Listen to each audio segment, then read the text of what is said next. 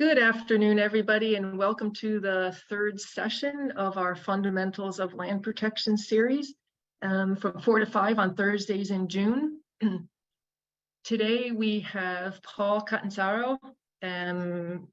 He's a professor and a state extension forester and the co-director, the Family Forest Research Center.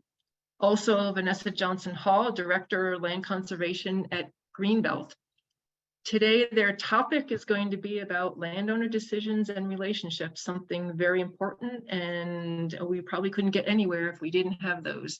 So, Paul, let's get started. Thank you.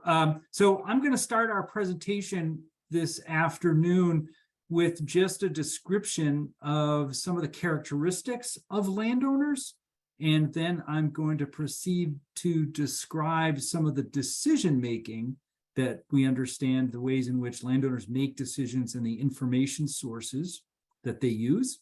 And then I'm going to hand it off to Vanessa, who's going to talk about her experience with landowner decisions and relationships. I'm going to draw on a couple of different parts of my job. As Barbara said, I'm a faculty member, a professor, and co-direct the Family Forest Research Center. And so a lot of the work I do is in quantifying and better understanding landowners and their decisions. So I'm going to geek out on you a little bit on the first part with just a handful of slides, just to, as I said, to describe landowners. And then we'll get into the decision-making that relies both on the research, but also my practical experience as a state extension forester. So for many conservation organizations, this is where they start. You know, what kinds of conservation values do we seek to protect in order to reach our mission? For some conservation organizations, that's biodiversity and recreation, or working landscapes, wood products, water quality, all of those wonderful benefits that we're all seeking to try to continue in the future. And for a lot of organizations, the next step involves this, which is, all right, where are these areas in the landscape? Where is this rich biodiversity? Where are these public water supplies? Where are these great trails? Where are the prime agricultural soils, et cetera? And so the science of conservation or conservation planning can often take a look like this. And this is hugely important. This is an excellent way for us to maximize our limited time, energy, and resources to make sure we're conserving parcels that have the greatest benefit.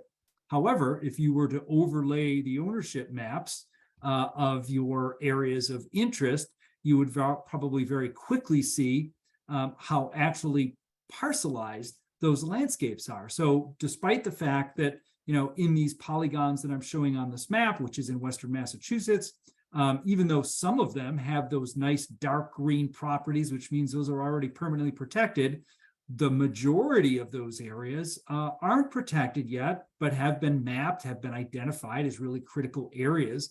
And as you see, when I overlay the parcel maps, there are hundreds, if not more, of landowners that are making decisions about that resource that you're seeking to protect. And each one of these polygons, each one of these parcels is its own family with its own dynamic, its own goals, its own history, its own family situation, its own economic situation. And so in order to to protect the conservation values that we seek to conserve, we have to better understand these landowners.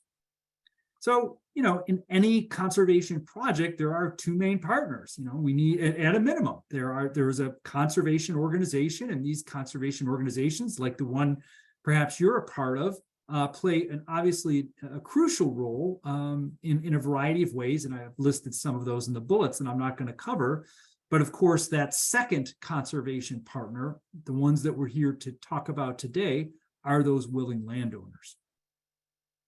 So let's talk a little bit about who these landowners actually are. And this comes from survey data of some of my work and some from the National Woodland Owners Survey. But I just wanted to pick out just sort of a couple of what I feel like are important attributes or demographics of landowners across the landscape.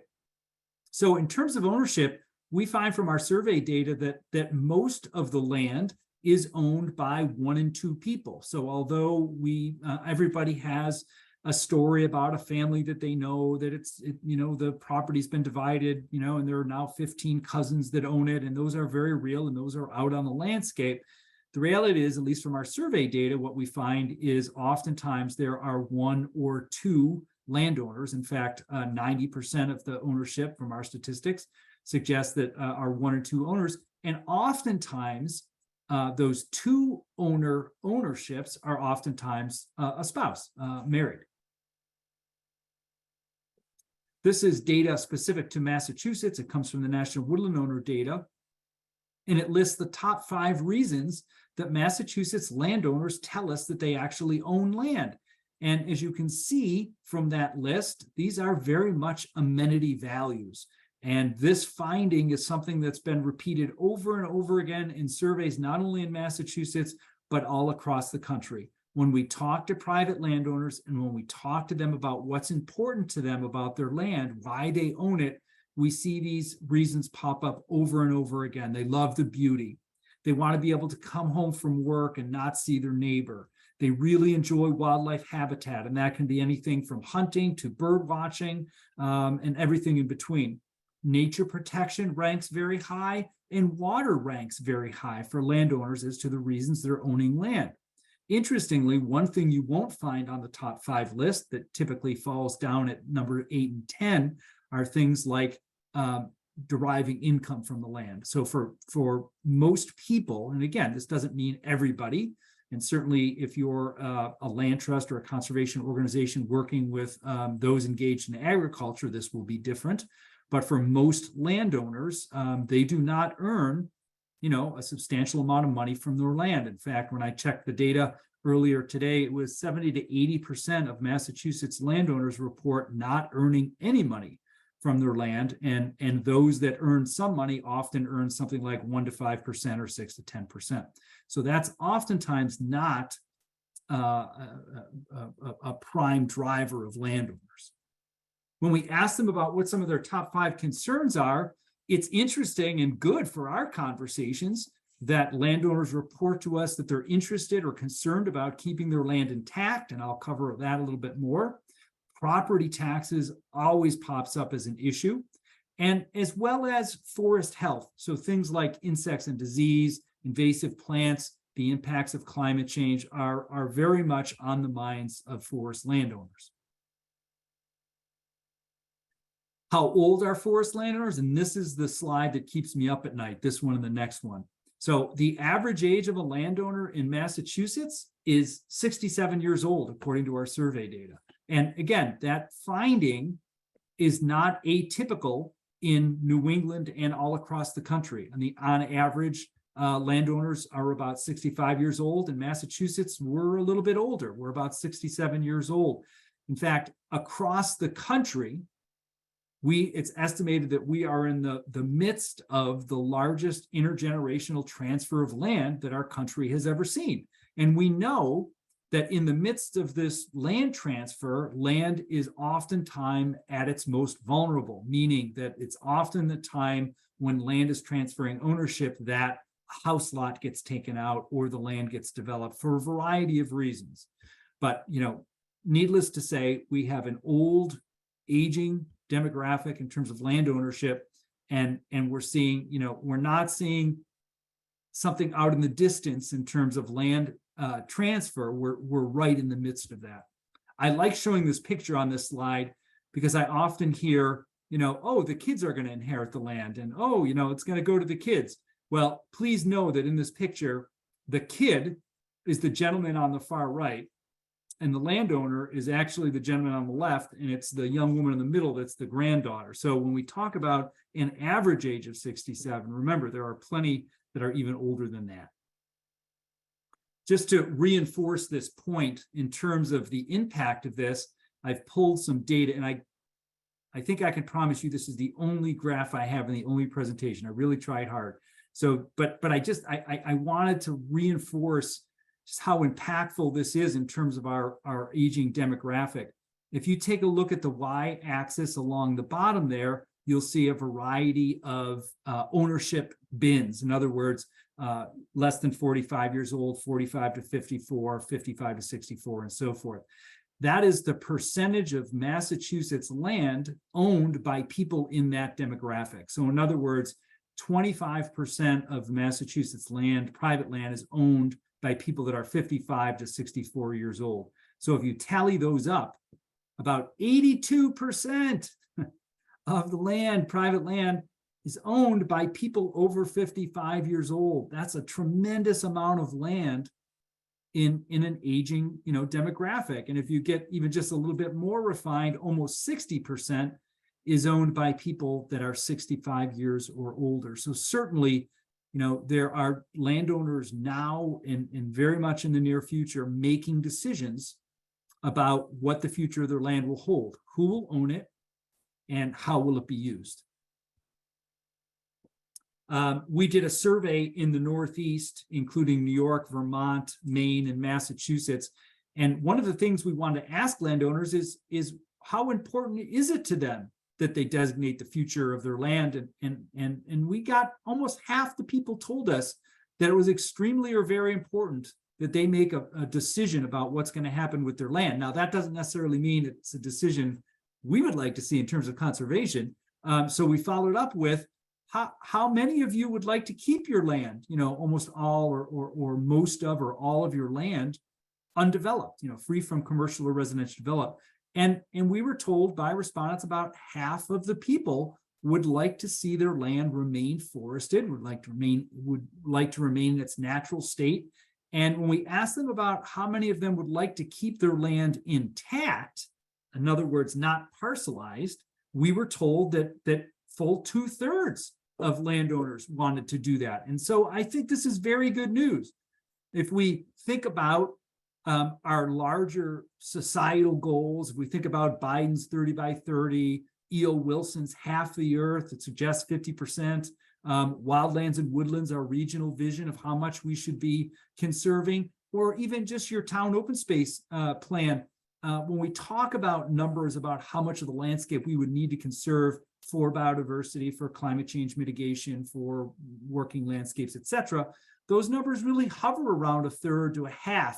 And so I think it's really good news that when we ask these landowners, how many of you would like to do this, we're receiving feedback that the visions that we're seeing and that have been developed independently actually match the landowners and what they're interested in doing. However, I think it's very important to remember, intention does not always equal action. Oftentimes on January 1st, we have lots of good intention, and that doesn't always translate to the rest of the year. So how do we help landowners with this professed good intention to keep their land conserved and to protect biodiversity and so forth? How do we help them do that? So let's talk a little bit about landowner decision-making and land as an asset for landowners. So for landowners, land is typically their most valuable asset. And land is typically something that oftentimes carries with it a personal connection. So in some ways, it has some differences to other assets. It's not like a stock and a bond or a life insurance policy or cash account or something like that. It's often the biggest asset that landowners own, but it also sometimes comes with history or it comes with connection. Maybe it was passed on to you by the family. Maybe it's where you raised your family and they learned how to build forts in the woods and build fairy houses and those sorts of things. So land as an asset is sort of a unique thing in the sense that it has both value financially, but also this real deep personal connection often. And for landowners, this is often the challenge, right? This is the art of it, so to speak. Like, how do landowners reach their goals of conserving their land while also realizing their very real needs for money, for either taking care of themselves or maybe a spouse or a child as they go older, as they retire. And oftentimes when we talk to landowners about their future goals, they often talk about wanting to leave something to their children. So how do landowners navigate this? How do they balance that challenge? And this is just a simple visual aid that I use when I'm doing outreach to forest landowners that was adapted from some colleagues out at Oregon State. but it just helps start conversations. And I ask landowners to think about their land and what, what it means to them. And on one end of the scale, on the far left, it's land as a financial asset, nothing more. And on the far right, it's land as a priceless family heirloom to be conserved at all costs. And then, of course, there's a whole gradient in between. Like, what does this land mean to you? And what does it mean to your kids if they're involved in the decision-making, or to others that you want to bring into that decision-making process? So as a way to help landowners make those decisions to start balancing that challenge or refining their goals, this is a tool that I often use because it's often a very important first step, both if there's one decision maker, let alone if there are multiple decision makers. I just wanted to provide you with some insights from research that we have done and others have done about what kind of people typically find themselves at least in my graphic on the far right, which is protecting land and conserving land. Typically, the attributes that often are strongest when we talk about who is interested in doing this are characteristics like affluence. So the more affluence a landowner has, the more likely they are oftentimes to conserve land. Higher education is often another characteristic, and those first two bullets oftentimes travel together. So oftentimes people with more education tend to have higher affluence. Those that have inherited land tend to feel responsible for passing the land on to others in the way that it had been passed on to them. So they tend to be landowners that are interested. Those that have a connection to the land, those that feel somehow responsible for it, they've been recreating on it, maybe they've been farming it, maybe it can be any number of things. We find people that report that their goals are environmental or natural nature protection are more open to land conservation. That's a no-brainer, right? We find people that see their land's value to the community. So in other words, like, what does my land mean to the bigger community? That could be public water supply, that could be recreation, that could be any biodiversity, any number of things. But those that see land as a part of the community oftentimes are more open to conservation.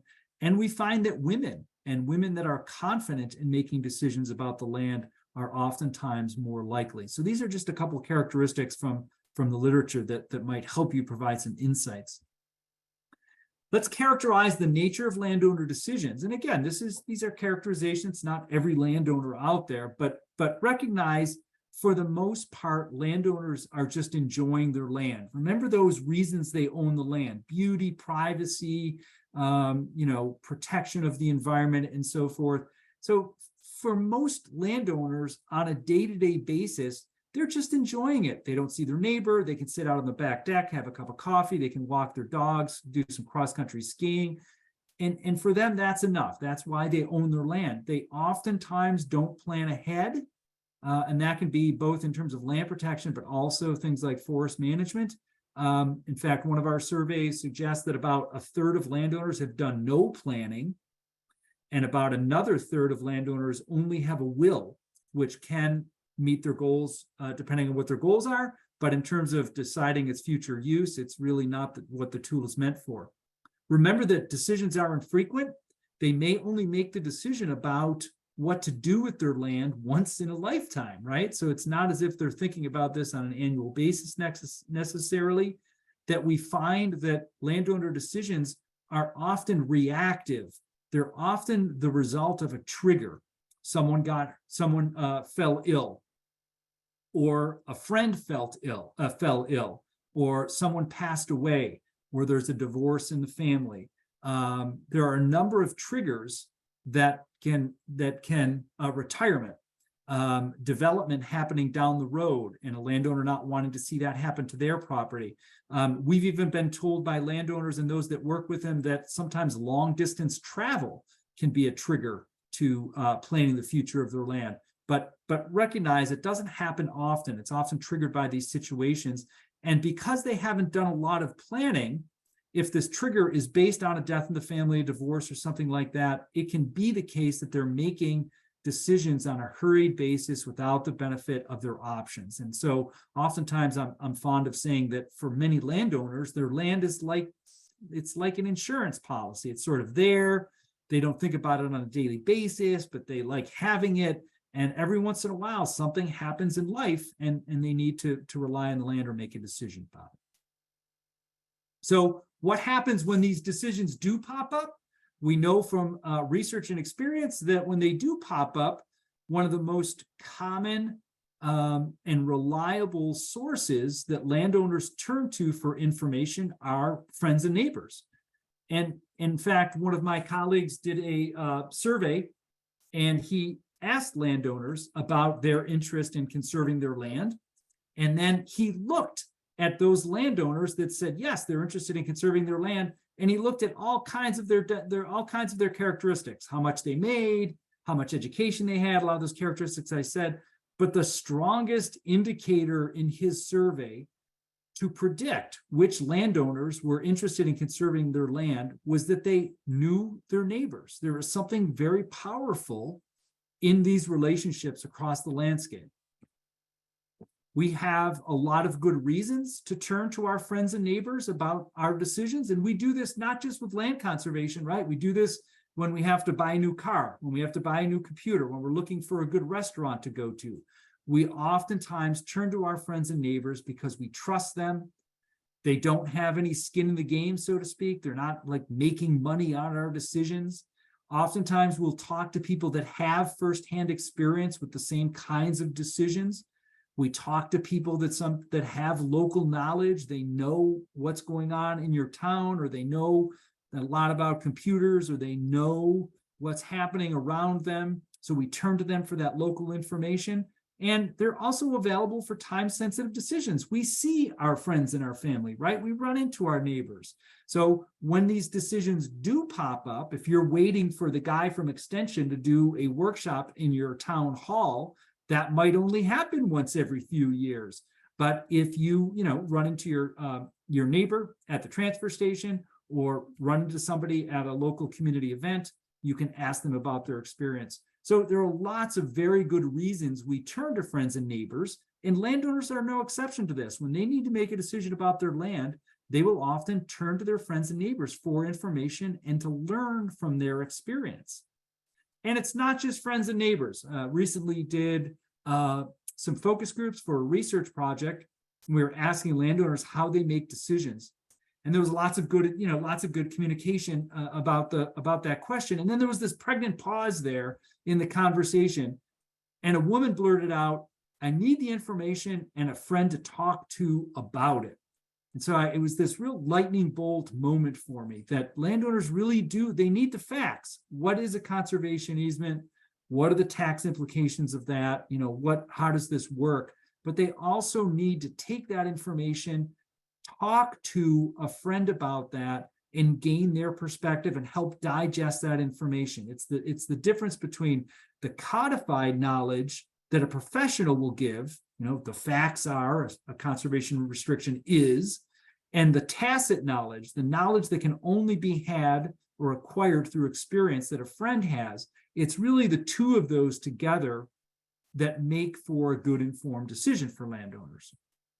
And so for me, these are the secret weapons of land protection: coffee and good pie, and whatever your most famous potluck meal is. These are the things that really influence and can help shape land protection. And I know we spend a lot of time on GIS maps, and I do a lot of things with research and things like that. But at the end of the day, land protection, I would suggest to you, is about relationships. And so for my closing slide here, I would just suggest to you, be patient. Remember the nature of these landowner decisions. These landowners are obviously essential partners in obtaining whatever conservation values you're interested in achieving in terms of your conservation organization. But we've got to be patient. I know a lot of us are really gung-ho to make sure that that habitat gets protected or that water supply. But we've got to work on landowner time, right? And these decisions are infrequent. They're complex decisions. Oftentimes there hasn't been a lot of planning. So for those landowners currently at a decision point, this is a great opportunity for you to be there and to intervene and to help them and give them options and so forth. But I would suggest to you, for all of the other landowners that aren't at a decision point, they haven't had a decision triggered, I would encourage you to focus on creating relationships, because a decision is going to be triggered. A decision will arise. And at the point a decision arises, you want them to think of you, or you want them to be able to get to the right information in their community. And it's that social capital, it's building those relationships that allow the landowner to find the right information and find the right people to help them make an informed decision. So with that, I think I'm going to stop so I don't bore you too much. And I would be happy to take a question or two if there's a clarifying question. And if not, we can move right on to Vanessa's presentation and we can have a conversation after. Anyone have any questions? I don't see any in the chat, but if you'd like, you can raise your electronic hand and we can look at that. And if you don't, I have a question. Oh, here we are. Are you saying just make cold calls to people? No, that's the opposite of what I'm saying. In terms of making relationships, you know your communities the best. I find that people worry too much about focusing on land conservation. I know that's going to sound really, really crazy, but just hang with me for a moment. It's really more important to just get people together. And it's more important to get together, and it can be around food, it can be around a bonfire, it can be around any number of reasons. And oftentimes people will get together for a vernal pool walk or to walk a trail or do something along those lines.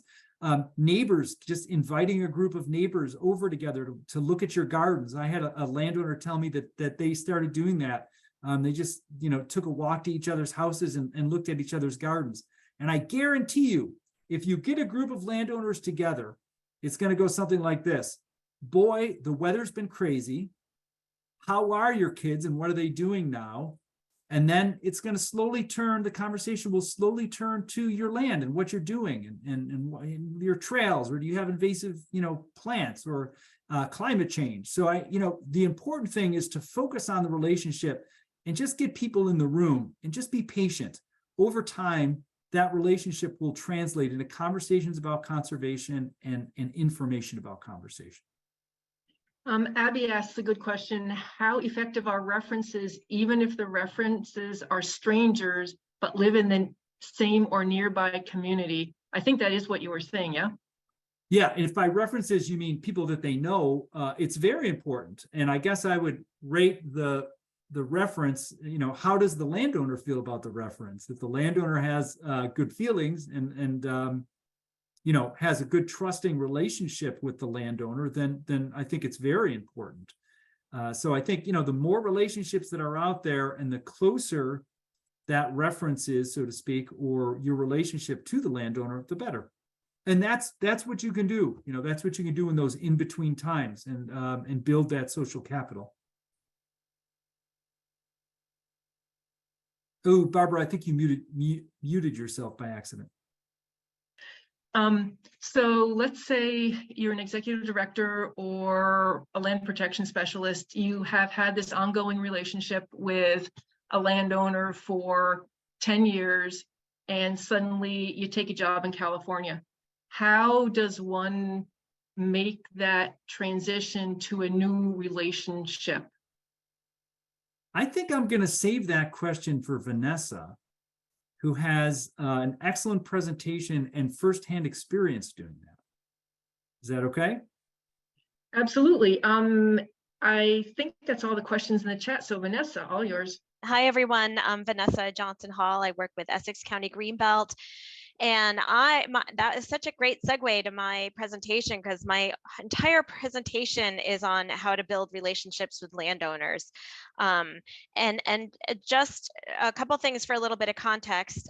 Me personally, I've been working in land conservation, doing land conservation work with landowners and land trusts for close to 20 years, maybe over, I don't know, I'm starting to lose track. 13 of those years have been with Greenbelt. So when I came to Greenbelt, I was not from the North Shore. I had no relationships on the North Shore, no contacts at all. So I was starting from scratch.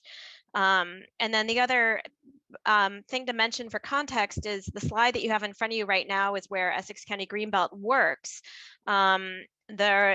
You'll see the greatest concentration of green areas is sort of in a swath in sort of the central part of Essex County. My area is more in the northern part of Essex County where there are far fewer green dots. So not only was I coming into Greenbelt new to the North Shore, but my area of focus was an area that was really new to Greenbelt, where there was not a lot of familiarity with who Greenbelt was as an organization at all, and not necessarily a strong conservation history within those communities. So it really was kind of starting from almost from ground zero to build relationships in these communities as a Greenbelt representative. So that's pretty much all I want to say about that. So what I'm going to talk about is how do you connect to and build relationships with landowners? The other caveat I want to say is this is what I've found to be most effective. I'm going to give you a suite of tools that may be more or less effective depending on your personality, depending on the context that your organization works in. So these are just what I found has worked for me with my personality and in the geography that I work in. I'm going to review kind of methods for first contact with landowners. That does include cold calls, but those are only a tiny piece. How, once you've made that contact, how do you talk to landowners? And really, my focus is how do you listen to landowners? What are you trying to learn from them? And then last, I'll touch on how to talk about money with landowners, particularly in those early meetings that you have. And I need to figure out how to change my slides. There we go. So my goal is really in building relationships is to get to know landowners both directly and indirectly, and also brand recognition for my land trust, for Essex County Greenbelt. So those are sort of my overarching goals of all the suite of tools that I'm going to talk about for how to build relationships with landowners. And so the direct approach is what sort of what a lot of people think of when they think of reaching out to landowners. It's doing the mass mailing. So my organization will send an email to every landowner who owns 5 acres or more in Essex County. I don't know, every 3 to 5 years. I feel like it's happening sort of a little bit more irregularly as time goes on, because those have limited effectiveness, I think.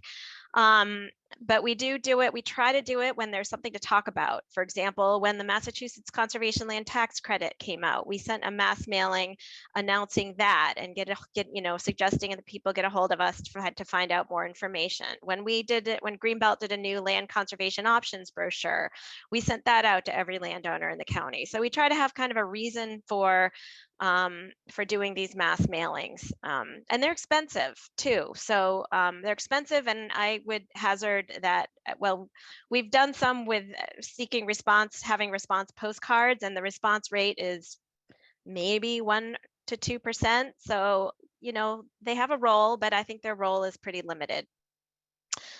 Personal letters. I've sent personal letters to people, and I'll kind of talk about this at the same time I'm talking about cold calls.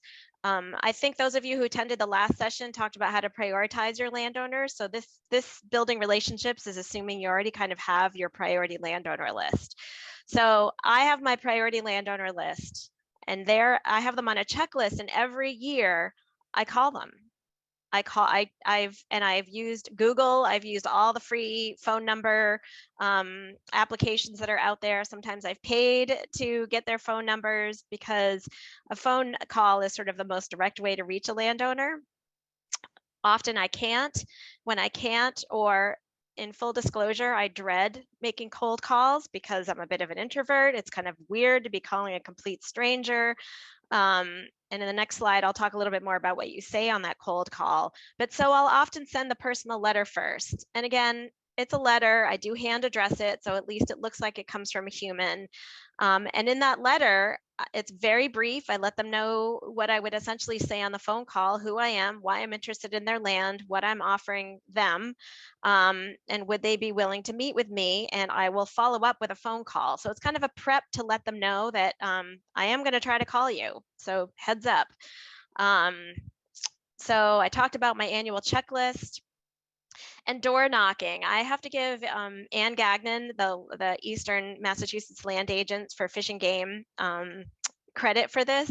So she's the one who I first heard about will actually go and knock on landowners' doors. And I thought that was brilliant. And I've since done it and it works. A lot of these landowners in these much older cohort, they don't do email. You know, they're suspicious maybe of letters from strangers, or if it's like a generic looking letter, it's going to get thrown away. You know, they get too many robocalls to answer their phone. So knock on their door. You're a neighbor, why not? I've worked with farmers, and the only way I can contact them is to go see them in the field while they're working. And they are more than happy to talk to me. They don't feel like I'm sort of invading their privacy at all. So sometimes you really do just have to knock on the door or just go to where they are hanging out on their property. So that's sort of the kind of some direct tools for like directly reaching out to landowners to make that first contact. A few more tools for trying to get direct contact and to build those relationships is to go where landowners gather. That might be different for every town, every region that you work in. For me, I've done this most with the farmers in our community. We have all the farmers in our community belong to the Essex County Farm Bureau. Greenbelt is a member of the Farm Bureau, so we get invited to all of their events. So we've gone to their legislative breakfasts, even though we have nothing really to say about their legislative priorities. I'm not necessarily, I mean, it is interesting to learn about their legislative priorities, actually. It is interesting, but it's also a breakfast. It's also a big social opportunity to just talk with farmers, and farmers in our region are the largest landowners, for the most part, the largest landowners. And a big chunk of our priority landowners. So we go to those Farm Bureau events. Some Farm Bureau also does great farm tours where they invite other farmers to come and tour farms, and I've gone on those. And that's also a great opportunity in a very casual setting to just chit chat with farmers, because you're not there to sell anything. You're just there like they are to learn and to get to know people, get to know them, and to socialize. The other thing that Greenbelt does, and I think this has been really successful for us, is to create opportunities for landowners to gather. And Paul kind of talked about this with the coffee and pie and casserole dish. We do a lot of educational programming for farmers in particular. When I first came to Greenbelt, we did a lot of the, come learn about conservation options for your land. We did a lot of those workshops, and we're really getting a lot of participation in those. And at some point, we kind of had a light bulb moment that said, well, what if we just start offering workshops on things that maybe are only tangentially related to land conservation, or even have nothing to do with land conservation, but are opportunities to meet landowners? So we started doing this, especially with the farming community. We started partnering with other organizations that do succession planning, like Land for Good, and brought them in to talk about farm succession planning. We brought in the Carrot Project to talk about business planning for young farmers who aren't necessarily landowners, but they certainly know a lot of the other farmers in the community. So a big part of this is also addressing what Paul talked about in terms of learning who the peer network is for farmers, and becoming one of those peers for large landowners, one of those trusted peers. So we've really had a lot of success putting on workshops with partner organizations to bring in landowners. And again, it might have nothing to do, we might have a little bit to talk about who we are and what we do, but a lot of our workshops, the main goal has not been to talk about land conservation. It's been to talk about other things that landowners, may need to know about, grant funding for farms, for example. So we've had a lot of opportunity. We've had a lot of success with that. And every event that you put on is also another opportunity to do a postcard mailing to a targeted group of people that you're trying to invite. It's an opportunity for a press release or any other kind of media. So that's helping to push out that brand recognition also. With the farmers, a lot of the farm workshops that we've put on, we found that, like, again, farmers don't typically do email. They might not see the postcard. So we have worked with volunteers to call them. We have a whole bunch of priority farmers on our list, and we'll call them and say, hey, just want you to know we're putting on this event. Actually, the postcard that you see up on your screen is an event we did that wasn't just for landowners, but it featured farmers. It was a storytelling by different farmers in the region, just talking about the history of their farm. And again, that wasn't something that was necessarily targeted at landowners. It was targeted at the general public, but it brought in landowners. It brought in those farmers who were the featured storytellers. It brought in the farmers' friends. So it helped to accomplish all of that sort of indirect relationship building with landowners. Connect with resource providers. This again goes to that peer network that landowners turn to when they're looking for help and advice. So that's connecting with landowner attorneys, estate planning attorneys, real estate attorneys. It's connecting with accountants. It's connecting with real estate agents. It's connecting with, in my region, we don't really have a lot of, there really isn't any commercial forestry going on, but I know in the central and the western part of the state there is, so it might be connecting more with those private foresters that are out working with landowners. So connecting with those resource providers so that when those landowners are looking to solve a problem and they're talking with their attorneys about what can I do with my land, I really need to figure that out, those attorneys think about contacting you, the land trust or the municipality or whatever conservation organization you represent. We rely also on our local network of contacts. We have good relationships, or we intentionally create relationships with municipal conservation commissions, open space committees. If there are all volunteer land trusts, we're a regional land trust, but there are some town-based land trusts that we partner with. And we work to have really good relationships with those folks on the ground because they are our eyes and ears. We can't be in all 34 cities and towns in Essex County. So having good relationships with the people who know people in their community, who have the pulse of their community, who know what's going on in their community is really important. So you can reach out to them to say, hey, Rob, do you know the owner of Green Valley Farm? Do you know what's going on there? If they know them, can you introduce me to them? Would you be comfortable with that? Or can you, if you're talking to them, can you kind of put in a good word for Greenbelt? And it's going to sound a little gossipy, but it's not, because you're not spreading gossip. You're just looking to listen to it. Can these people give you intel? I often find out from the open space committee members I know, other municipal staff that I know, other people in the community that such and such a parcel is going up for sale, or so and so landowner just died, or and the property might be changing hands, or it's local intelligence that can really help inform when and how you reach out to a landowner, or knowing that it might be one of those trigger points that Paul talked about, when that landowner might be ready, or their heirs might be at a point where they're ready to make a decision. We also make presentations to community organizations, and these are organizations that may have nothing to do with land conservation. We give presentations to Rotary clubs. We've given presentations to the Farm Bureau. We don't really do that anymore, but we found other ways to make our presence known in those circles. I just had a great experience with one of these situations. So a great example is my colleague Rachel gave a great presentation. This is our development department who's been giving a lot of these presentations to the Rotary Club in Haverhill. there was a real estate agent at this Rotary Club who a couple weeks later called Rachel and said, "Hey, I'm selling this land. I wonder if Greenbelt would be interested in it." And Rachel forwarded that to me, as I'm the land in the land conservation department, and it ended up being a property that I've been following for over 10 years. I had reached out to the landowner several times many years ago, unsuccessfully, seen it gone on and off the market for way more than it's worth. The landowner died.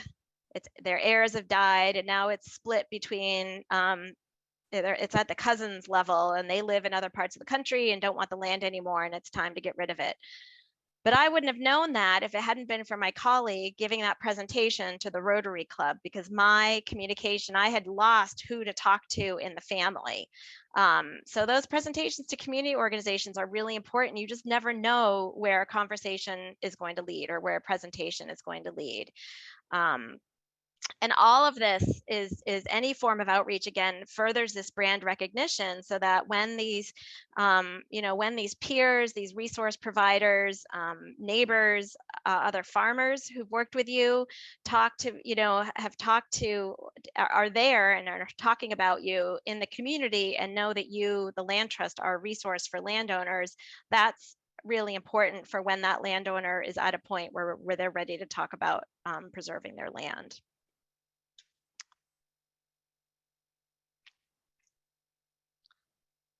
So again, all of this sort of summarizes what I just said. None of these tools by themselves work.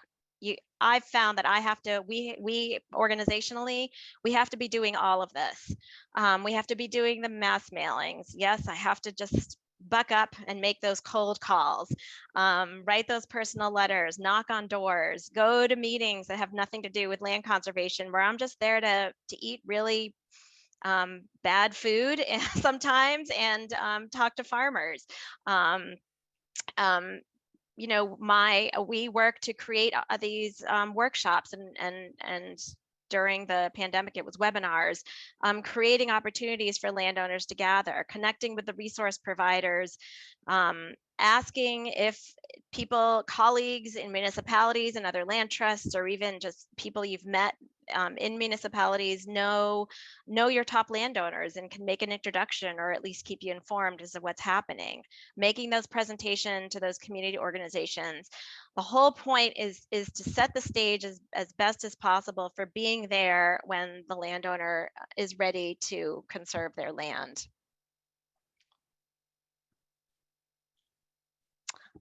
So the cold call, I did want to talk about this because this has been something I've spent a lot of time kind of psyching myself up for. So I just wanted to share what I have found helpful, which is, keep it simple. The point of the cold call is just to make contact, and ideally to get a meeting with a landowner. You don't need the landowner to, get to yes, I want to save my land on the phone call. All you're trying to do is introduce yourself and make a connection. So I keep it very simple: who I am, why I'm interested in their land, and would they be interested in meeting in person to learn more. I think that's sort of the key, is trying to get out there and on their land as soon as possible, because you can only have so much of a conversation on the phone with someone. It's so much more productive to meet them in person, and to see their land. And you'd be surprised at how many yeses you get. I am not surprised at how many no's I also get.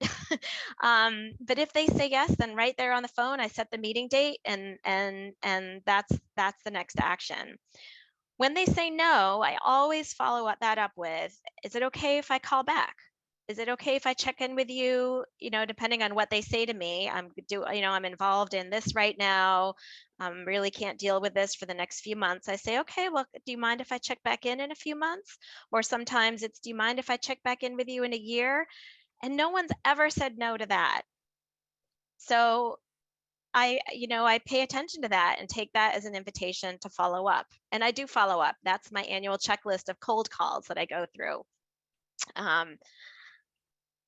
So that's the cold call. They do have a role. And again, the goal is just to keep it simple and just to make contact, and ideally get a meeting with a landowner.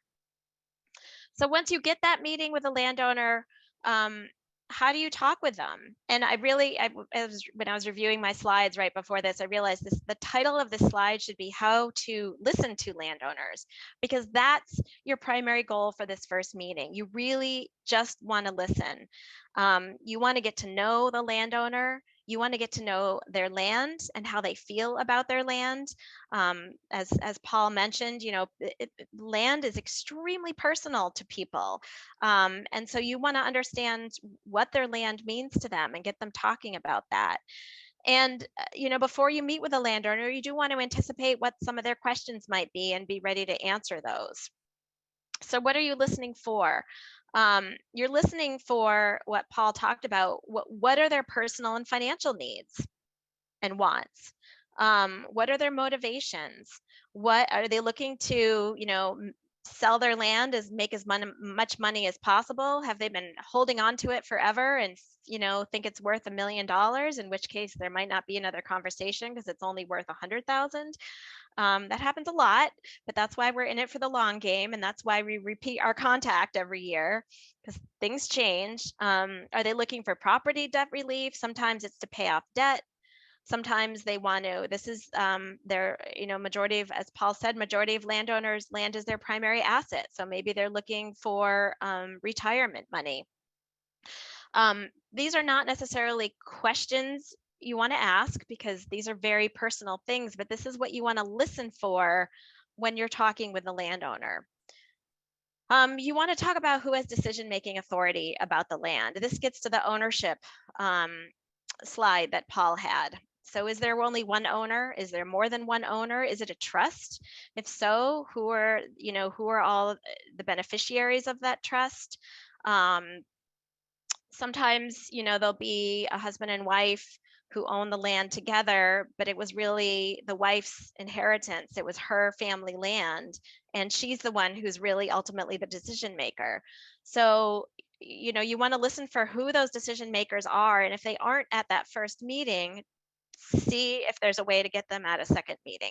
At least offer to, suggest that they're invited to the next meeting. Even if they aren't landowners, are there other influencers? A lot of people have adult kids who are, saying to their parents, I need money. I want you to get the maximum money for this land. Or sometimes the kids are saying, we want you to preserve this land. We don't want money. We're all set. We want you to preserve this land, and we want you to be happy for the rest of your lives. So these are the sorts of things you're listening for. Who has decision-making authority? What are the interfamily dynamics, the relationships? And this might not come out in the first meeting. I should have said that too. This might be over multiple meetings, but these are the things you want to listen for, because ultimately you're trying to come up with a plan that will help meet their goals. And all of this information feeds into what their financial and personal goals are. As you're walking their land, you want to find out what their goals are for the land. Is there something they're hoping to do for their land? Do they just have hopes and dreams for their land? What are they thinking of, like a future home, additional home for one of their kids?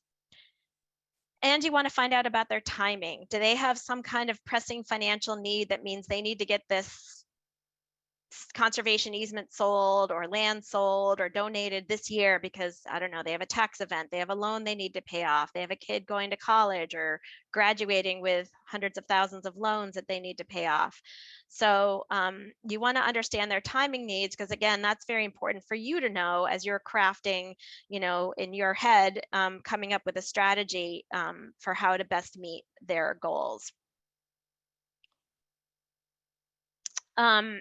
So how do you get landowners to talk about this? I mean, because again, a lot of these are very personal issues, and you don't want to be asking them like, do you have any loans that you're desperate to pay off right now? Are you in a bad place? You just want to ask. You want to ask very open-ended questions. I often ask, tell me about your land. How long have you been here? What do you love about being here? What's your favorite thing about living on this property? What do you enjoy about your land? If you could have a magic wand, how would you want your land to look in 50 years, 100 years? Who do you want to see here? How do you want to see them using your land? What changes would you be comfortable with? What don't you ever want to change on your land? So I really try to get landowners talking about what their passions are about their land.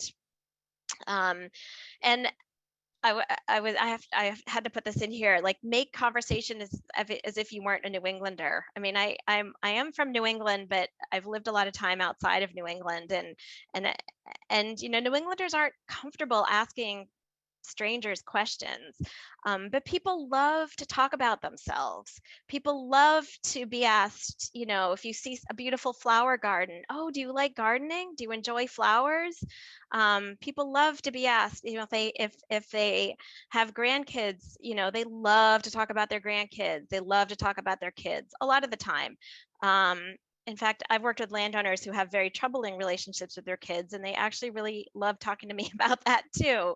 And that's all important information to know. So don't be afraid to ask questions, and try to keep them open-ended, or at least questions that you think will lead to a story, because that's what you're trying to understand as much as possible about the landowner, their history, their motivation, their interest for meeting with you at that moment.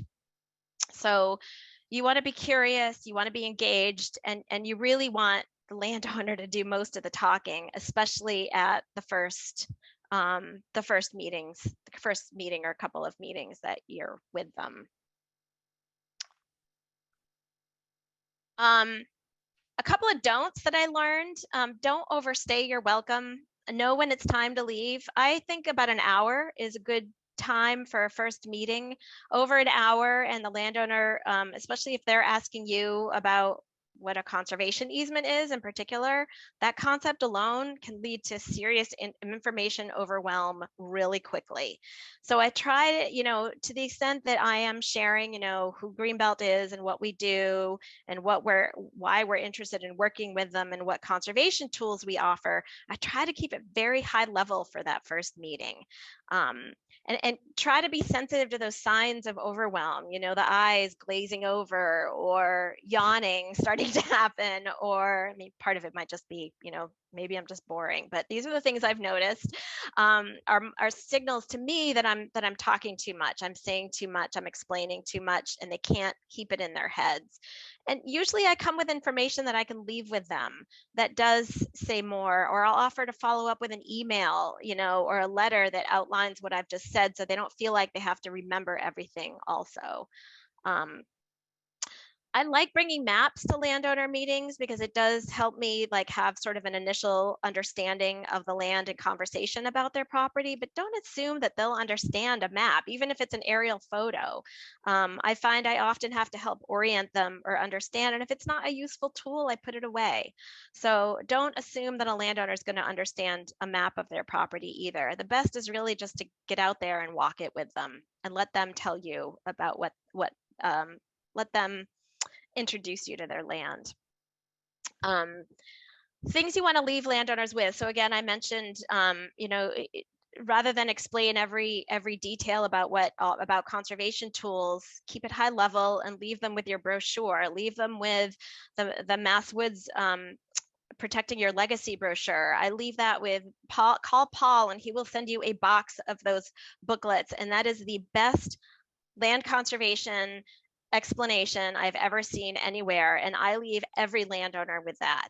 In fact, I often leave them with multiple copies to like give to their kids or give to their spouse who might not be there.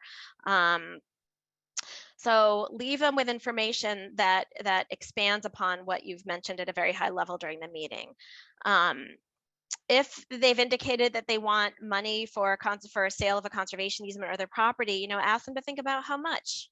I rarely offer a landowner money, a certain number first. I try to let the landowner come to me with a number first, say the first number. So I ask them to think about, you know, what do you really need here? Because usually in the first meeting, I'll say, look, we aren't an open checkbook. Like we have to, where we need to buy a conservation easement or land, we have to raise that money. And we have to, the more money we have to raise, the more time it'll take, and the more we have to go to multiple sources. So it's really important to know sooner rather than later, what are you thinking you really need? And that sort of helps me also with what offer I need to be thinking about. Do they want someone else to attend the next meeting? That goes back to who the decision makers are. If it's obvious that this is going to be a conservation easement, I often tell them to like just kind of start thinking about like what rights do you want to retain on your land. I usually explain to them that it's an iterative process, that, you know, I will never give them a deadline on figuring that out, but the sooner they start sort of thinking about it and we start working on those conservation easement reserved rights, the better it will be. Let them know what you'll bring them for the next meeting. Often questions will come up that you can't answer. So tell them at the next meeting, I'll bring the answer. I'll let you know how, you know, I'll let you know whether or not I think we can meet your number if a number has come up at that meeting. I always try to set a time for the next meeting if they're ready to move ahead, just to get that on the calendar, whether it's 6 weeks or 6 months, I set a time for that next meeting. And if they aren't ready to move forward, I use the same technique as I do with the cold calls. Can I call you again in a few months and see if you're ready to meet again, or if you're ready to move forward? Can I call you again in a year? And again, everybody has said yes to that. And then you want to follow through. So put it on your calendar. Contact, you know, Joe Smith of Smith Farm in 6 months and see if he's ready to meet. Just real quick, you know, a lot of the stuff that you're not talking about the landowner with, but you want to keep in mind yourself. Is your organization the best fit? Maybe the property is right next to a Fish and Game National Wildlife Refuge, in which case maybe they're a better holder of a conservation easement, not to mention they might have more money, or a better entity to buy the land. Maybe it's, you know, next to Mass Audubon property, or in a Mass Audubon priority area, or next to a trustees reservation. Often, if we have to raise money to buy land or buy a conservation restriction, we're going to be partnering with the municipality. So sometimes I ask the landowner, are you okay with working, you know, with Greenbelt partnering with the municipality? You'll still be working with Greenbelt, but the town may end up co-holding a conservation easement. How do you feel about that? Most people are okay. Some landowners will say right off, I don't want anything to do with the town. And then you know that you can't use the town as a partner in this, or at least not in the first part of the conservation process. Sometimes you want to ask them again if you need to go for a state grant, for example. If you know you're going to end up getting a state grant for this, and again, this might not be the first meeting, how do they feel about public access? Because those are often the requirements of the EEA grants. Obviously, do they want to keep owning their land or not? So whether or not it's a conservation. So these are sort of some of the things you ask them, but some of the things you also want to be thinking about as an organization, because again, your goal is to meet their goal, but you could only do that with the tools that you have available to you, both from a fundraising side and from an organizational side. So how to talk about money. So again, that first meeting, you are really trying to listen for their expectations. Oh, I bought this property 30 years ago for $180,000, so it's got to be worth $500,000 now. Well, maybe not. Maybe not. And you don't have to, your job isn't to react to that, but just to note that. So they're expecting a lot of money for this. So at some point, I may have to have a conversation with them about how it's not worth that. And how am I going to convince them of that? Or, you know, I'm working with a landowner now who owns land worth many millions of dollars. And he's been straight with me from the beginning. I don't want money. I want the land protected. I've got some mortgages that need to be paid off, but beyond that, I just want the land to be protected. And so that's something to note also. But sometimes in those first meetings, I get the hard questions. How much will you pay? How much is my land worth? And so I want to be ready to answer those questions. And I've put down some of the things that I will talk with a landowner about. I mean, more than anything, you want to be honest. You don't want to give them false expectations. You don't want I definitely don't want their expectations to be too high. So I often err on the side of, oh, it's really hard for us to raise money. Actually, I don't say that, because that can also turn a landowner off. But I will try to be as honest as I can, and that changes depending on the town I'm in. If there's CPA funding and I know this property is a really high priority for the town, I will be upfront about, I think we can probably find some funding for this. I don't know how much. I need to have some conversations with the town. Are you comfortable with me having some confidential conversations with the town about this? So I try to be honest upfront about the process. I'll often say, I mean, I'm just a staff person. I can't act without board authority, so I can't, give you a number right now. We'll have to do some research to figure out what the right number is and what we might be able to come up with.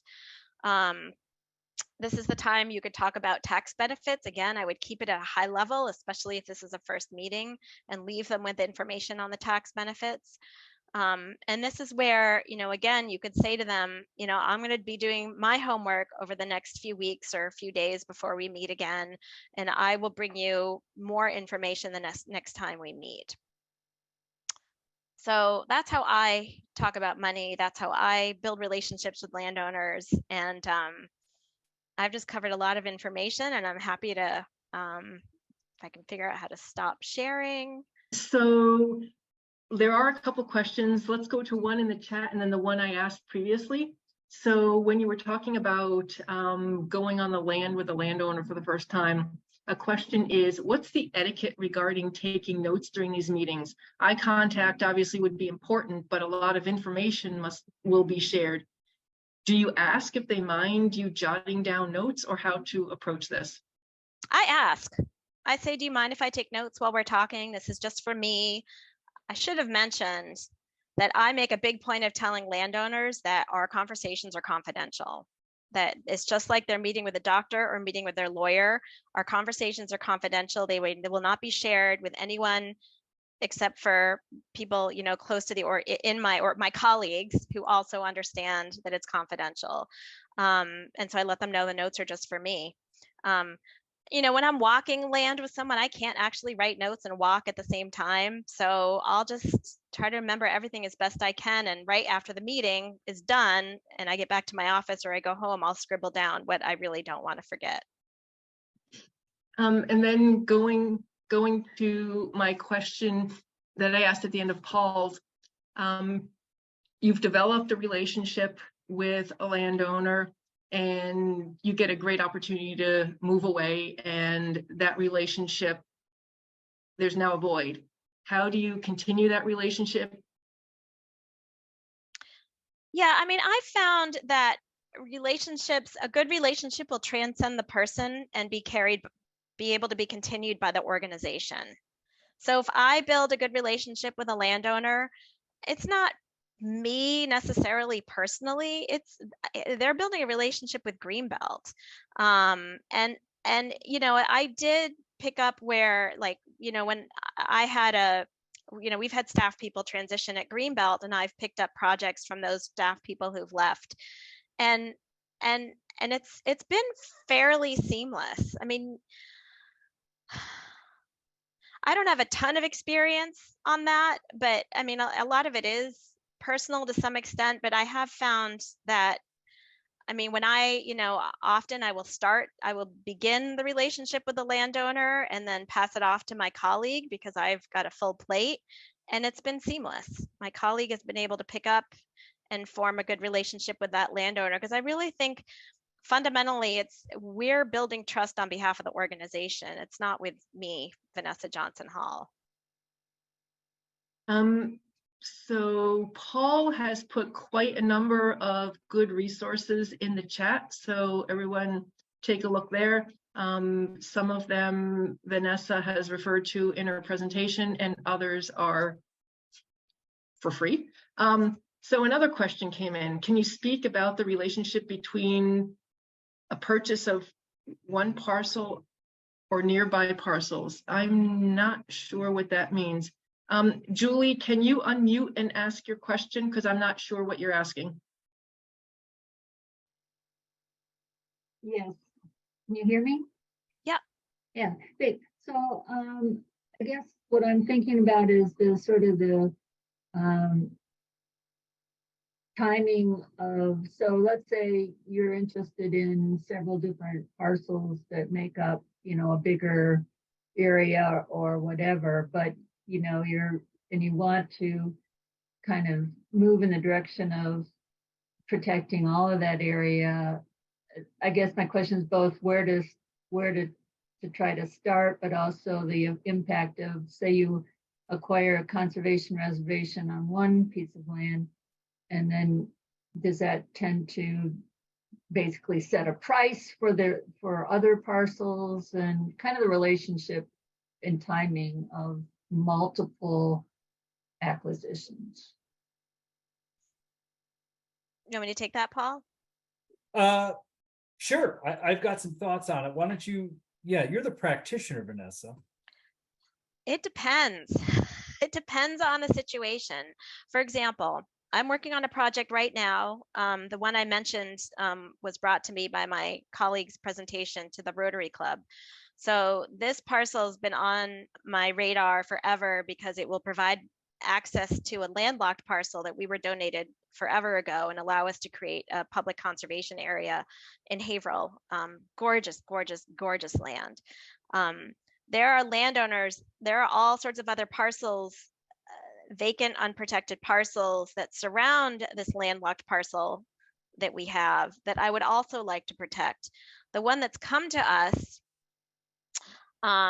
I'm focusing on right now, but I'm keeping my eye. I have a goal of reaching out to the adjacent landowners to protect additional land, but not until I've got this piece under contract.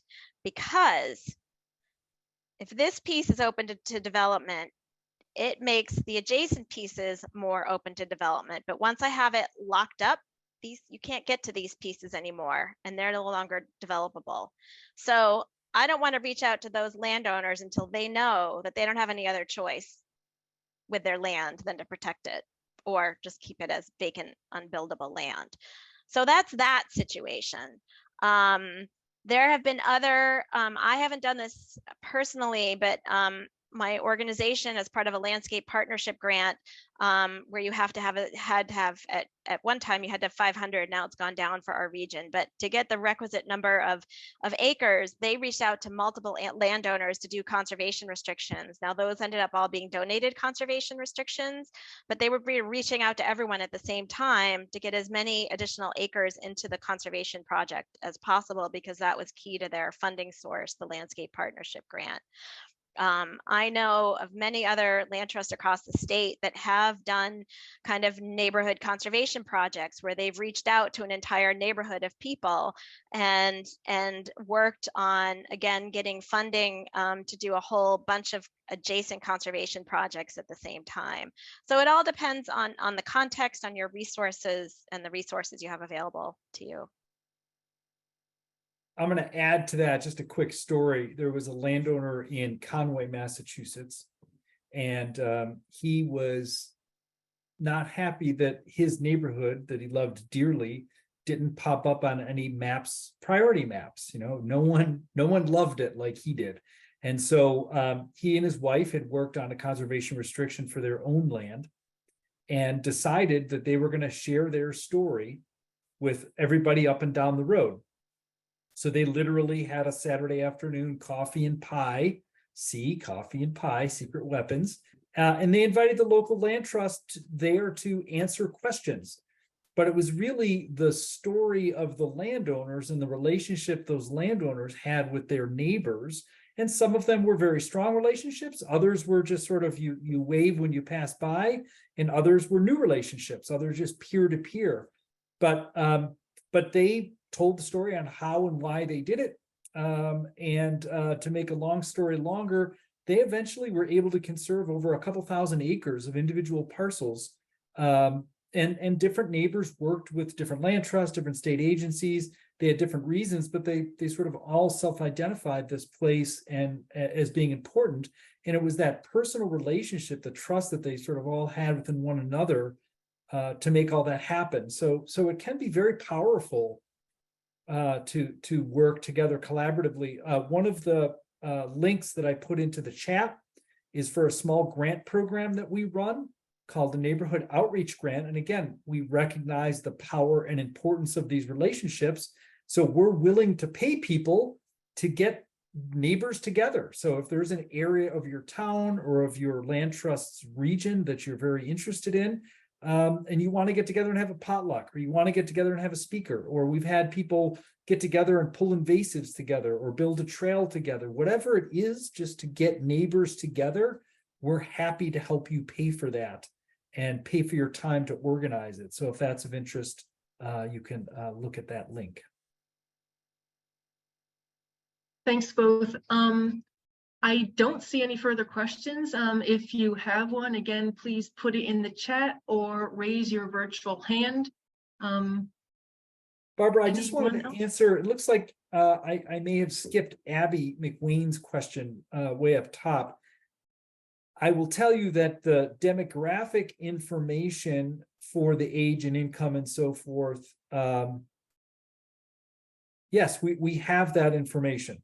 I'm sorry, I misread your question, so I was reading it again. We have age, income, and race information for most of the surveys we do, so we are able to break that down. I will tell you that landowners are almost, I wouldn't say almost exclusively, our vast majority are white, and that's obviously due to a lot of factors in the past, including institutional racism.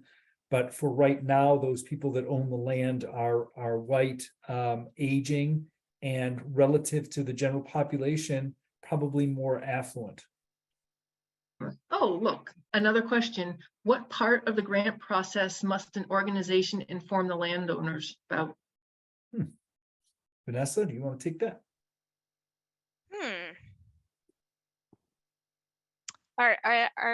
I didn't see who asked the question. Are you referring to like an EEA state grant, or?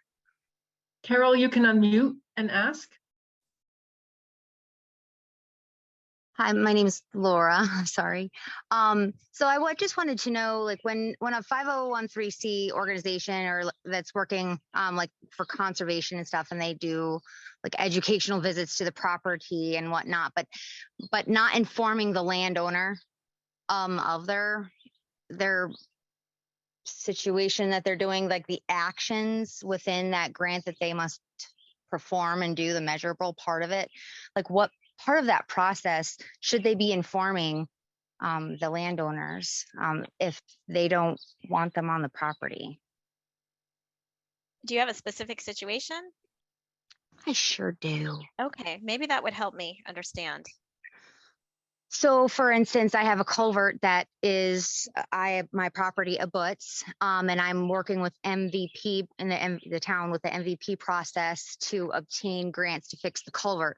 Wild and Scenic had stepped in to obtain a grant, I guess. However, it wasn't put through an NOI through our conservation committee, as I am a conservation committee member, because I wanted to learn more about my property and the culvert and fixing it and the fish that are in this stream, you know, but I wasn't informed until I had gone to a meeting, you know, that a board of selectmen had already signed approval. And so did this Wild and Scenic. And the next thing I know, I'm getting a letter in less than 7 days. I've got interns and an education part just surveying the property. And for personal reasons, as you had mentioned in your presentation, which I thought was very valuable to me as a veteran myself, I worked very hard to pay for my property, and I want to ensure that I have my personal space, and that's very important. And I just wanted to know. Yeah, I'm very surprised that, I mean, so what you're saying is the town applied for a grant to do work on your land without involving you? It abuts my property, yes. And when me and my husband had purchased this property, we knew that there were culvert issues, and there was we had to put a quick deed or a silent deed on 0.98 acres of a piece of our parcel. And we didn't know what it was for when we first moved here. I wasn't in depth with how much education that you really needed and understanding for all of this process. But we did a quiet deed when we went through, and we got it all settled and whatnot. But all of that information like coming forth that I am aware of, and ensuring property landowner rights and working with organizations for conservation. I mean, it's an important part, but I feel like that personal value had been missed. And also the overstepping the conservation committee and submitting, paperwork and whatnot through the grant process to ensure everyone's informed, especially if they're going to be eventually working on there. Like, there's educational outcomes that go with grants as well. So I didn't know if that was a specific grant process, like how those go. 'Cause there's different how you measure those grants and what they pay for. What do they get out of it? So Yeah, it all depends on the grant, but I mean, what if it's at all affecting your land? I think it's, even if it's not on your land, if it's adjacent to your land and there's going to be a bunch of people like right out there working, it's a bit of an oversight of them not to have reached out to you. But I don't know, I guess I always try to assume the best of intentions. And if I were you, I would try to reach out to someone at the town to say, can I be more involved? Can you tell me what's going on? Can you keep me informed as to what's happening and what my rights are under this, what's going to happen? And I guess that's what I would recommend. Yeah. Laura, it's mine. This is not my area of expertise, so I'm quickly getting into deep water here, but it's my understanding that as a part of the notice of intent process for a Wetlands Protection Act, there you need to notify abutters. So I think there's actually an abutters, like a form and abutters notice that goes out. 10 days prior to, and I just didn't know if there was a process, like when the Board of Selectmen had went over the Conservation Committee, because no notice of intent had been informed through the Conservation Committee at all. I mean, even if this is like educational survey work, I would just assume that they would still have to put it in NOI, even if it's not, doing like work, but doing survey work and going along those streamlines, and that is going across people's properties as well. So part of conservation and legalities, I guess. Yeah, Thank you. If your town has a conservation agent, I would reach out to them first and take it from there. Good luck. Thanks. I am a part of the Conservation Committee, so that even makes it worse. It's like, Yeah. But this is great information anyway, so I really thank you so much for putting this on. Thank you. It's very informative. And there are other items in the chat to that effect, that this was thank you so much for your information. It was a phenomenal session, lots to learn.